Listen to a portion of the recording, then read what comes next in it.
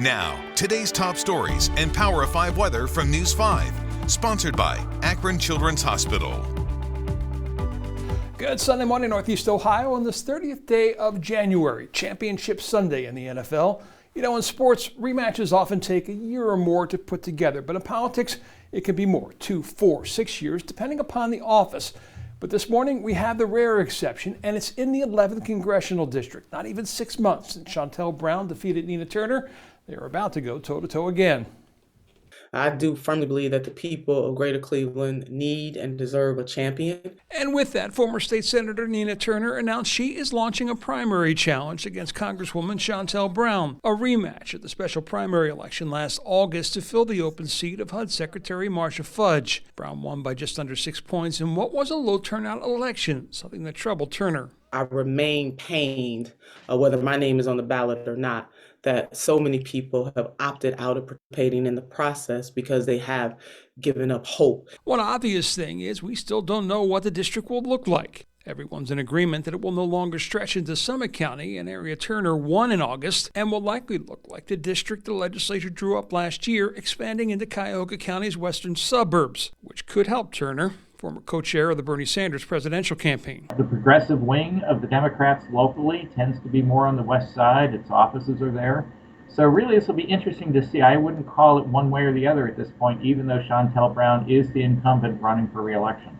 In a statement, Congresswoman Brown did not mention Turner, but pointed to her work in Washington, specifically her vote on the infrastructure bill. I voted to bring jobs to Northeast Ohio, improve public transportation, deliver cleaner water to families, and expand broadband internet access, she wrote. I hit the ground running, and I look forward to continuing to fight and deliver for the 11th Congressional District. The August battle was one of only a handful of races for open seats and in turn received national attention and national dollars, with outside money by the pro-Israel PAC DMFI having an impact with their ads focused against Turner, who told me she hopes this race this year is focused on local concerns. It is my sincere hope that we can just focus in on the issues, and people can be pro their candidates, that's fine.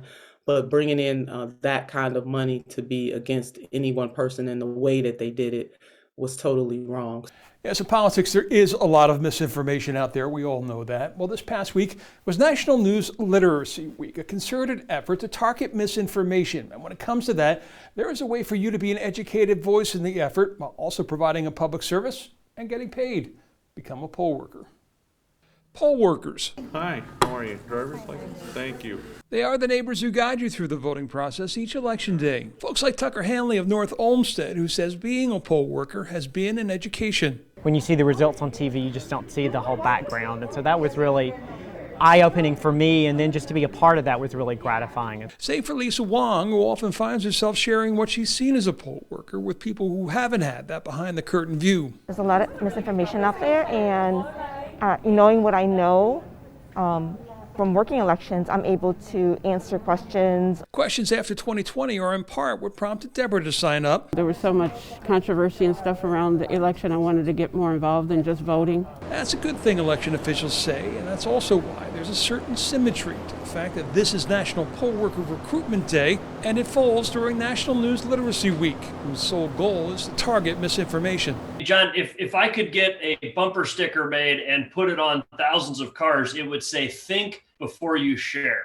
Secretary of State Frank LaRose says false information around elections is often the most damaging, and both sides are at fault. There's this tendency by Republicans to overemphasize the existence of voter fraud. You get this tendency by Democrats to overemphasize the existence of voter suppression. Both, he said, are intolerable and illegal. And there is a way for you to recognize firsthand if they were to ever occur.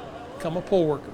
You'll see firsthand all the safeguards that exist, the bipartisan oversight, all of the security procedures that we put in place to make sure that the elections are honest. And you'll come away from it not only with a sense of confidence that the elections were held correctly once again, but also a sense of satisfaction knowing that you were part of it. Now, to sign up for the May 3rd primary, simply go to voteohio.gov/defend democracy. Training of new poll workers will begin in a few weeks at your local Board of Elections. Well, speaking of training, there will also soon be training going on for a group of people who will look to guide the 3 million Ohioans who get their health insurance through Medicaid.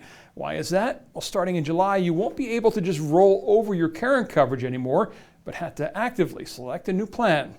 Under the change, automatic re-enrollment goes away, and all of Ohio's roughly 3 million Medicaid recipients will essentially be required to actively select a new plan. The next generation overhaul has been 3 years in the making and is designed to improve efficiencies in the system and administrative cost savings while getting Medicaid users more involved in their own healthcare choices, which can lead to healthier outcomes. If you don't select a plan, an algorithm will be used to do it for you. We found that it could result in 2 million or more Ohioans experiencing a change in healthcare coverage. The Group Innovation Ohio Education Fund released an analysis of the changes. They are concerned about the lack of information that has gone out so far for something that is happening so soon and impacting so many. So far, the department has only laid out a time frame for this change to happen, but they still aren't saying how consumers will be notified that they need to select a new plan. And if they don't select a new plan and one is assigned for them, that could cause disruptive changes, including having to change doctors, finding a new pediatrician for their child, or a new hospital system to meet their plan's criteria. And so far, the Ohio Department of Medicaid has been relatively quiet about their plans for the rollout, which is set for July, and how and when users will be notified of the changes. With Democracy 2022, I'm John Kasich. Sponsored by Akron Children's Hospital.